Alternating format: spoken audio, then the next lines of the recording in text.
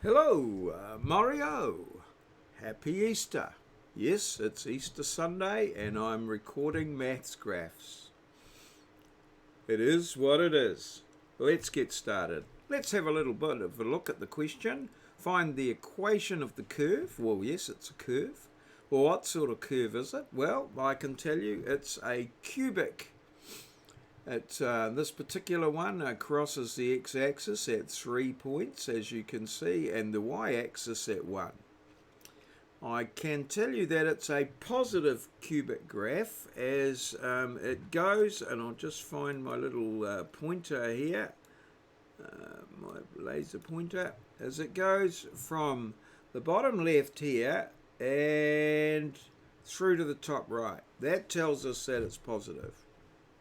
A negative graph would go through here and down to there. So it would start top left and go to bottom right. Just thinking, I may have said that wrong for this one. It starts at bottom left and goes to top right.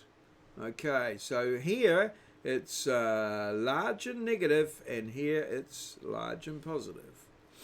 All right, and so left to right, bottom to top, it's a positive cubic graph. So let's go with that, and yes, true to word, it's there. Our curve is a cubic graph. It's positive as it starts bottom left and moves to top right. Okay, let's get that right. Okay, so moving on. The standard equation, or one of a standard equation, very similar to the one we had for the quadratic. These are all polynomials, by the way. So this is a polynomial order 3.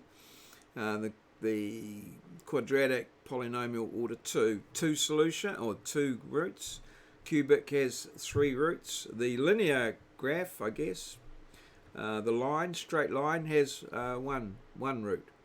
So there we go. Y equals A for the scale. Remember, that's the scaling factor.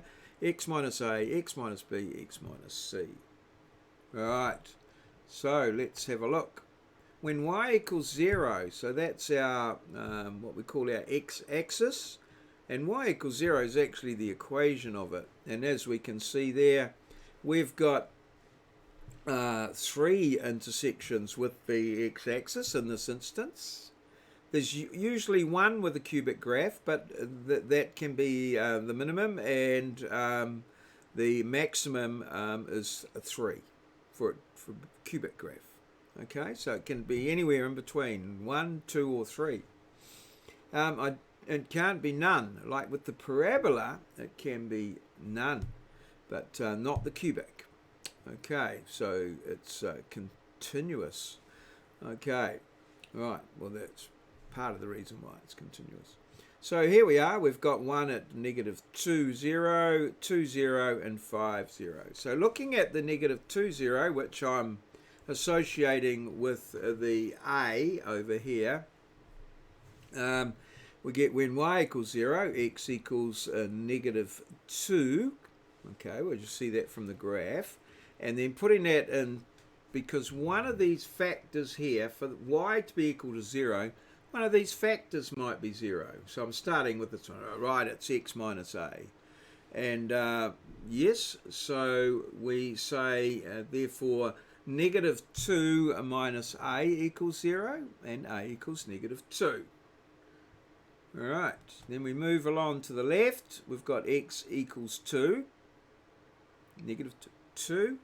And that one's going to be b, and same deal there. 2 equals negative b, and b equals negative 2.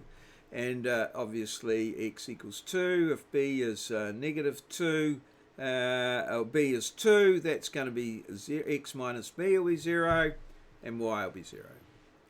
And, well, yep, x equals 5. It's the next one.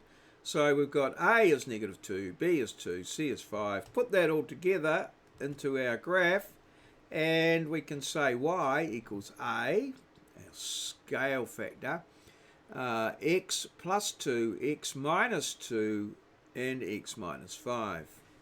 So almost there. If only we could work out what a is. Well, guess what? That's what we're going to do next. Here it is.